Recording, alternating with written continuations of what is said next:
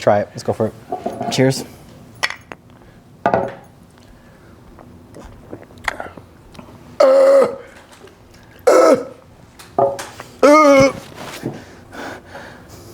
That's not what I expected. It's not terrible. It's just not what you expect when you drink that at all.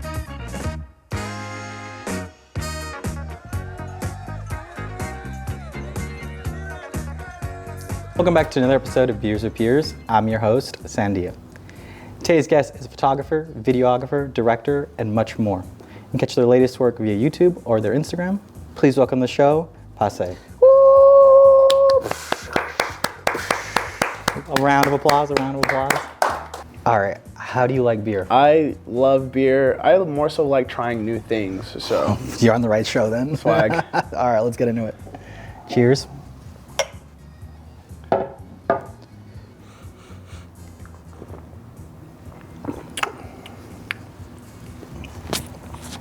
It's all right. It's not bad. It's actually better than Modelo, and I like Modelo. I'm not a fan of it. I'm not gonna lie. I'm not the biggest fan of it. I'll drink it. I will. Smooth. It's smooth. You're a videographer, like we said. Yes. How did you get your start into doing video? I've always been technically into it. When I was younger, I was like a computer nerd. So I've always been on the computers playing around with shit. Later on, I went into this hard spiral to where I was just very much so just kind of depressed. I know when I'm depressed, I know I need to stay busy. So I just started filming shit. I just started filming everything, filming music videos, doing just random stuff. And then me in that era of depression, I was just working, editing, traveling. And then I realized a year later, oh, I'm actually a full-on videographer now. I was depressed in that time, and I was like, oh, it's actually a thing. And I just stuck with it, so. Do you have a video that you've done that best encapsulates your style? No, because I kind of do a little bit of everything, but I would have to say if there was a video that is true to me and I want to showcase some of my best work, it's If I Didn't Care. I think I did that in 2020 in the middle of COVID, which was weird times, but yeah, I feel that one showcases me as an artist, how I like things to look, how I like things to, feel. Yeah. And it's just a ballet dance video. Oh, nice. Yeah, and I curated it fully from scratch. I wanted to be here with these colors. This girl, her hair needs to be like this. This is the mood I'm trying to make everybody feel, and that's my favorite video to this day. So. Do you have any favorite music videos or movies that you did not create? I would have to say that changed my whole oh, this is it. Was and it's not really that cool of a video, but it was Shoot Out of the Roof by Lil Yachty. For whatever reason, it was just so fun and just so vibrant, and I was like, wow, I think I'm gonna lock in with music videos. And as far as movies, Hereditary, hands down, that movie is just very, it's my favorite movie for sure. How do you go about choosing people to work with? I'm a people's person. I attract people very well. So there's always people that just want to help out. They just want to just tag along in what I'm doing. But I have trust issues, not in a bad way, but I hear stories about everything and I believe stories. So if you touch that fire, you say it's hot, I'm okay, I believe you, I'm not going to touch the fire. So I'm skeptical of everything. So I try to do everything by myself. I try to do everything completely by myself. But there's people in my life that are just no, I'm gonna do this for you, I'm gonna do this, I'm gonna help and do this. I meet a lot of creatives that are, that want to, tag along what I'm doing so they can get some experience, and people who just love my work and they just wanna work with me. Say for instance, I'm doing this short film over here and I'm in this realm of people that I'm with right now, and some of them are videographers, some of them are audio engineers, some of them are whatever, and in that time and space, I'm working with them, that's who helped me on the shoot. So it's different with every film. Do you have any advice for someone that's barely getting started into video and is trying to look to get into their first shoot? Get off the internet. That's the biggest critique. You're gonna look at other people's work all the time and you're just gonna be I'm not good enough, and it's only gonna make people feel worse and worse. So if you wanna be a creative, be a film director or whatever, just stay off of the internet, have your own sense of direction, whole sense of creativity. In this day and age, the internet is very overwhelming. It's a lot. It can be sometimes inspirational, but definitely sometimes it can throw you down. For sure. Like you're like, oh, I'm not, my video doesn't look like this. There's like has way better quality, and like Facts. how can and we're all guilty of it sometime or Facts. another. I do it to this day, but I know like say for instance, I want to be here because I see this and that, but I'm here and people love this, and it's like I got to remember like I'm my own person, I'm my own creative, and people love it. Granted, I wish I was here, or I wish I could do better, I could, do this and that, but people love what I'm doing now, and it's my own outlook on art, so just I love that stay take off of it. the internet. Honestly, I love that take. So you predominantly film rap and hip hop music videos. Was there any like specific reason why that you kind of like went that direction? Well, I first started off because I know a lot of artists in general, and I just, I grew up around a bunch of people who made music and stuff. So that's how I started. I started off doing music videos. So that's like one of my like first hands, like I can do a music video with my eyes. That's your bread and butter. Yeah, but like music videos are always just like my go-to. I have a good eye for it and a good ear for it. So it just works out for me. But I try to I do like a lot of, because I was doing music videos with my cousin Raymond, and that's what we were doing. But I started branching out into other stuff because I wanted to have a more range of, clientele. Because if you do music videos, you're only gonna get music video money. So I was like, let's branch out and do multiple things so we can get multiple sources of money. But music videos are it's second nature. Like it's like, I don't have to think about it. I know how to curate a perfect music video and make it look amazing without any thought. So What's your favorite part of the process of making the video? one, curating like the idea, like making the shot list and everything, and then actually seeing it come to life. Like so I work on a shot list for like 3 or 4 days, and then I'm like, okay, and I'm like very key on details, and I'm like, okay, this needs to be like this needs to be like that, and it gets so cluttered in my head. But when I actually go out and shoot and I see these ideas on the paper come to life, it's like, wow, okay, that's legit. That was like worth the stress. So that's like my favorite part. And color grading. I'm an editor at heart, though. Yeah, I've seen that. I've seen that. That's all him back there. Oh, nice. He's the editor. He's the guy. Yeah, color grading is. And kind of in the same realm of music, you're also a talent manager. Yeah, actually. Melissa's China back there. Melissa's China. How'd that come to be? So I actually managed an artist in 2018 named Hook, and she took off, and it's like I know how to talk to people, and a lot of artists, their main thing is like they know how to be an artist. They don't know how to actually like get connections or like talk to people and actually like put the foot forward. So I'm very, very good at that. I can walk up to somebody in the middle of the street and just be like, hey, I like your hat, what do you do, or whatever, and it's just very natural for me. So she made a video, like on the mic video, and it just blew up. Yeah. It just blew up, and it just like, she got very, very overwhelmed, and she was like, I need your help, and I'm like, bro, I got you. I've been working with her since she did her first, I did her first music video in 2020, and so we just been locked in. It's like one of my best friends, so it's just like, it was just kind of like one of those things that's just like, yeah, I got you. I'm gonna go ahead and manage you. Like it's not a problem at all. Do you ever feel is it like a lot to manage an artist? Not to manage an artist, but with the shit that I have going on in my life, I guess like to like balance everything, because you're obviously your own creative as well too. Yeah, that's been a little like tricky, because like I've always been like a yes man. I'm always like, yeah, fuck it, let's do it. And I like overbook myself sometimes, and I like overdo things. So you realize you have to be like, you have to set some boundaries every now and then. Yeah, my mom, I get that from my mom. Like I called her yesterday, and she was like, yeah, like you need to sit the fuck down, like you just chill out. But yeah, just trying to balance that. Like I have a busy ass schedule, and China has a busy ass life too, so it's like trying to organize and orchestrate all of that at the same time. It's a little difficult, but I manage. People, like I said, there's always people around me that help. Like my girlfriend's a big help. Like she's working on videos for me and stuff. Like she edits some of the videos and shit. Hell yeah. So yeah, but yeah, it's a little hard to juggle, but it's doable. It's not, it's worth it at the end of the day. You're not burnt out. I'm not burnt out. Like if I was burnt out, I'd probably kill myself. But it's fun. It's fun. I have ADHD and ADD, so all of this it fits. It's like second nature. Yeah, it's my thing. I have to be doing 6 things at once. So let's see what the beer is, since we're both finished. I did not like this. It's a chai milk stout. Fire. Nitro. That's why I didn't like it. I don't like chai. This is fire. Don't listen to him.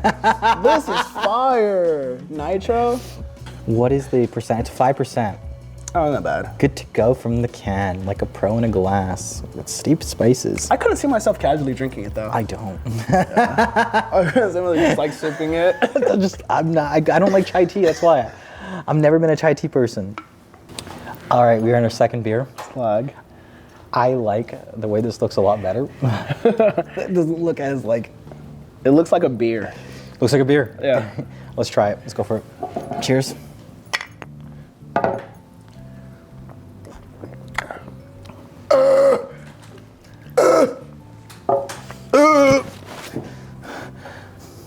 That's not what I expected. It's not terrible.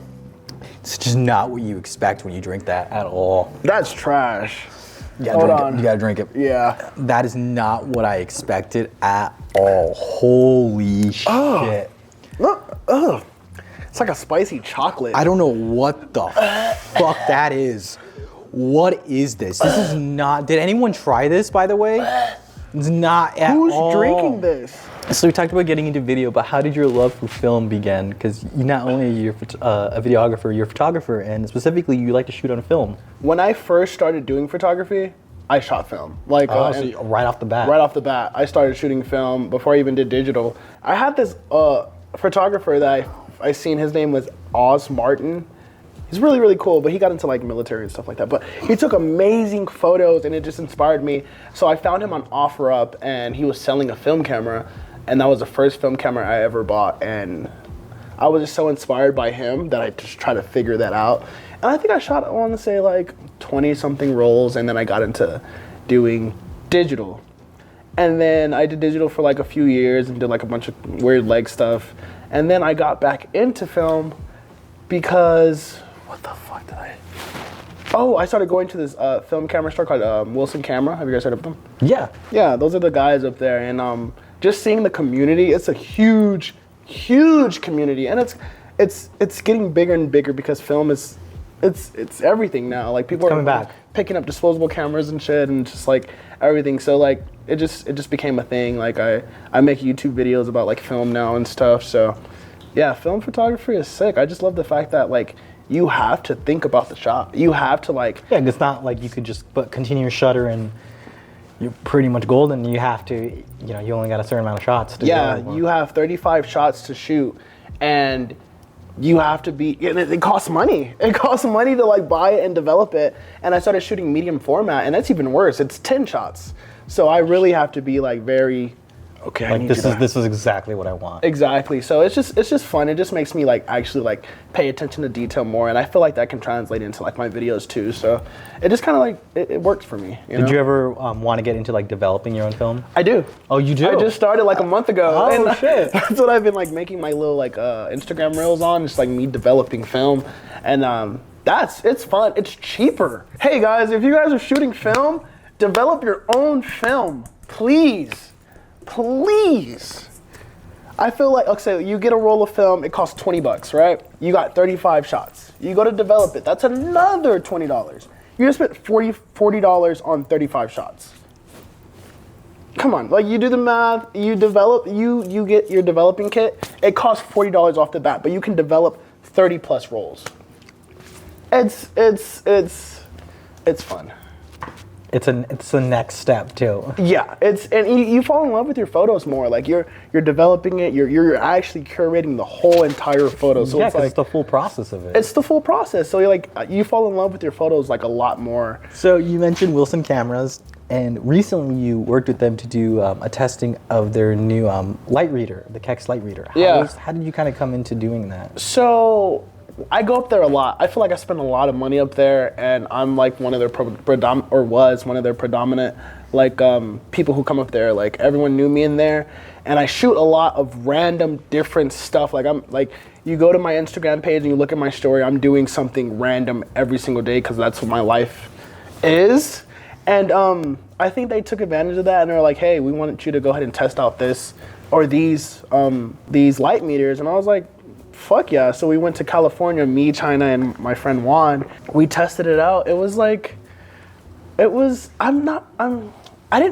said, I have trust issues. So I didn't trust the light meter. Like I'm used to like going on my phone and doing the light meter there.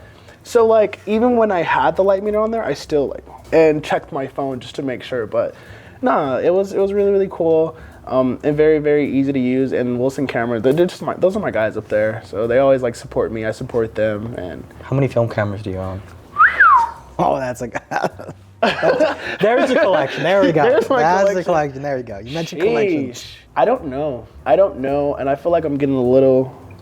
I'm not gonna be able to count them. But it's a lot. I own a lot of cameras, but I only shoot on like 2. If you don't know, then that means it's a lot. Yeah, it's a lot. It's like if you know the number, that means it's a moderate. But if you don't know, I have a lot. I'm a camera guy. I've always been a camera guy. Like I like the way things look. Like your socks look cool. Oh, your shirt looks cool. These lights look cool. Like I like the way things look. So if a camera just looks cool, I'll just buy it, and then that's that. Like so, I have a bunch of just cameras, and they're cheap. You can get a film camera for like $35. Yeah, they're not expensive at all. Yeah. Well, like fuck it. So earlier you mentioned the video that you liked the most was the documentary you did for the Nutcracker that the Phoenix Ballet did. Tell me about that. I mean, like shooting a documentary definitely seems like a whole thing of its own compared to, I know obviously any video is a lot, but like a documentary especially. So with documentaries, they're easier. Really? Yeah, they're easier than shooting music videos. And I was telling China this the other day. Music videos are like Fruity Pebbles. Like there's a lot of different flavors, and you have to pay attention to all these flavors. Blah, blah, blah, blah, blah. But documentaries and dance videos or whatever else, it's like toast. Huh. You got a bread and you have butter, and there you have it.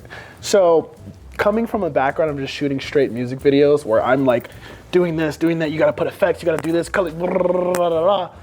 Doing something as simple as a documentary was just like it's lighter. It's fun. I get to kind of like curate everything just like really really very minimal, and I think it's really fun. I started working with Master Ballet Academy 2020, and they're amazing people. They're amazing, talented people. They introduced me into like the Orpheum and stuff like that, and like the Nutcracker and everything. And I was like their main camera guy, and I didn't even realize it. And like, hey, come shoot a documentary for our Nutcracker. And I didn't understand how big it was. Like the Nutcracker is huge.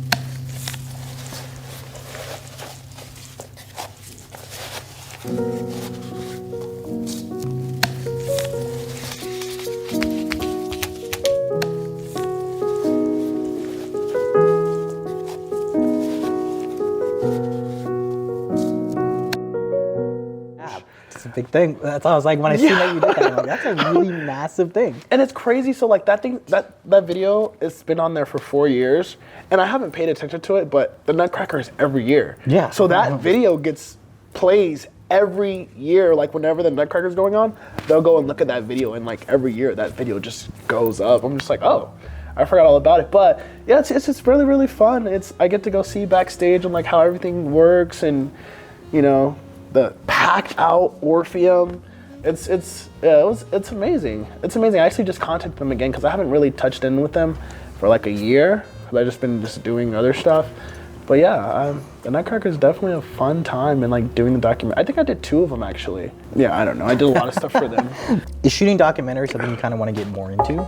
Or something that you feel like that's more kind of on the back burner?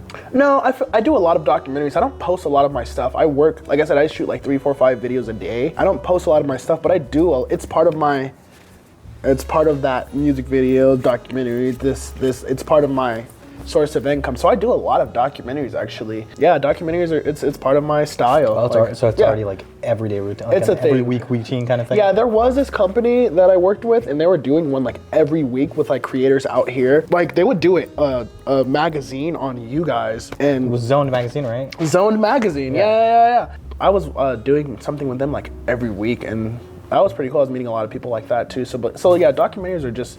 That's a thing already, so. I love them. I love doing documentaries. They're easy, and they kind of fit more towards like my style of like moodiness in my films, because I can actually like, put a little bit of Terrell. My name's Terrell. I can put a little bit of Terrell in it, and yeah, I love documentaries. You've submitted photos to Vogue, correct?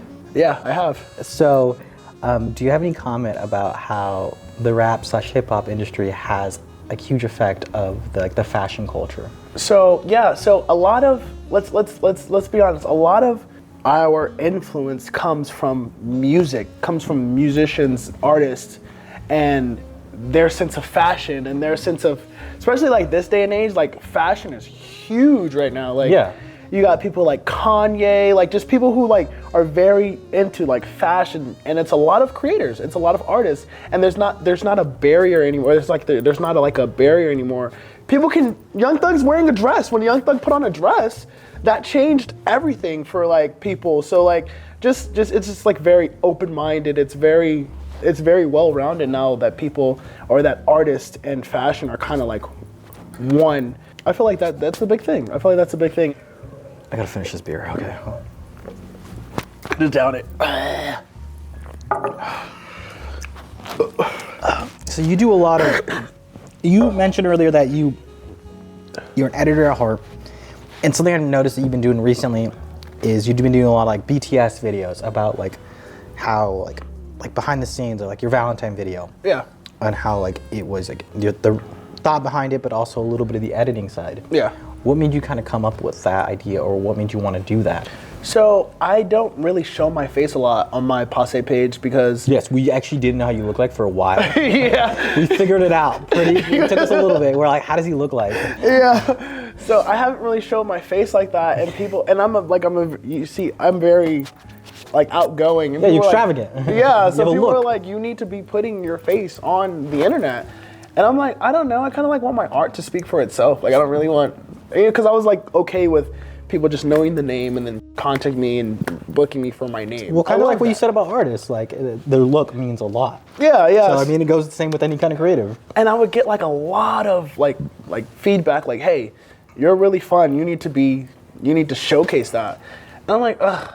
I was like, I guess. So I started making that because I feel like people love to see a breakdown of like my thought process, because I'm very outgoing, and that's how that came about. I've been doing those for like since 2020 as well, like just making like, oh, this is how I created so and so, and this is the thought process behind it, because people want to see my mannerisms. I have weird mannerisms. I'm very flamboyant, and I think people love like just watching that. I don't think care less about what I'm talking about. They really want to see like. I actually love behind the scenes. Nice. I love it because it gives like it's a different perspective, but also gives like how much work actually goes into curating any type of video, any type of shot. Yeah. Things like that. Like they're always some of my favorite behind like things. All right, well, we are finished with these beers. Interesting beers. Trash. Let's see what they are. They're from Kingsbury. This is a big can. Jesus Christ. It's 1 quart. What is the flavor? I don't know. What is the... It's called Serial Killer. It's 8%. I don't know the flavor, actually. I think Serial Killer. Cinnamon Toast Crunch. Fuck out of here. That's not Cinnamon Toast Crunch, bro. That's my favorite cereal. That's not Cinnamon Toast Crunch. I'm not going to lie. It did not taste like Cinnamon Toast Crunch. That but doesn't even say it on... I give it a 4. I'll give it a solid 6.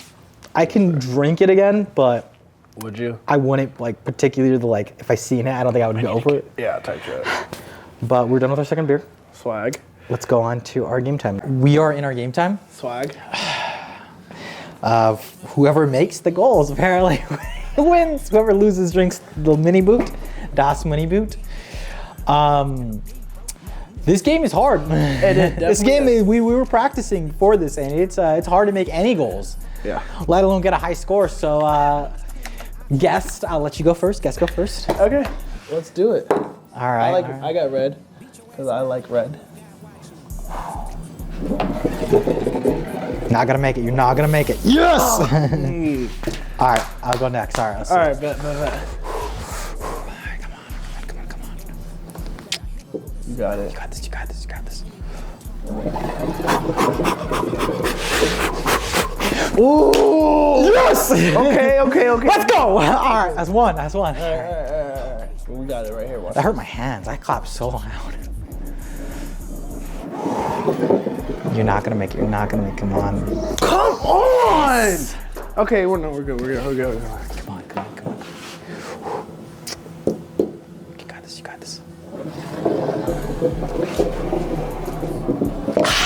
Nice. Yeah, we got it. We got this. You're not gonna get this. You're not gonna get this.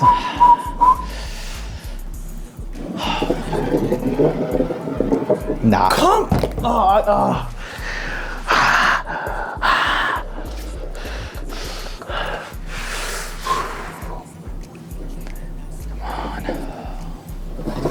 Oh no, too much power, my boy. Yo! That's okay. Still made one. That's okay. The last one. That's okay. Not enough power. Whatever.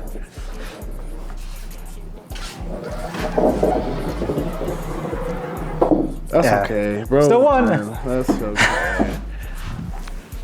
And we're done. 2 out of 3 type shit? Okay. Now let's just wrap it. All right. Good Did I, game. like, chug Good this? game. You can chug it. You can, chug it. What am I saying? Oh shit! You got it down pretty quickly. I mean, need help? Or you got it? Yeah, you can go ahead and take the rest. My boy. I did most of the. You did the heavy lifting. No, I got you. It got spicy after a while. Modelo time. On God. Get it. Yes, sir. You get the end of the boot. You get the toes of the boot. Why'd you gotta say it like that? I hate feet. You gotta say the toes. Kill that, my boy. You got it.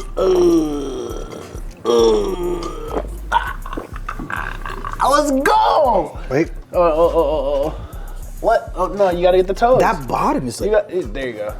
The heel. There we go. Easy. All right. We're done with our shoot. We are done. It's been a pleasure. Most definitely. Nice meeting you, Tony. Meeting you. Salamanca. Before we leave, is there anything you'd like to say to our audience before the show ends? I really love your sense of style. Thank you. If you ever see him out on the street, compliment his sense of style. His name is Tony Salamanca. Okay? Thank you. See you guys. I gotta go catch a movie. He has to go catch a movie. Well, thank you, Pasta Tapes. Thank Been you wonderful. guys. Thank you Don't guys forget to for check out his inviting me. stuff via YouTube, Instagram, Pasta Tapes. Thank you for watching, and we'll see you guys next time.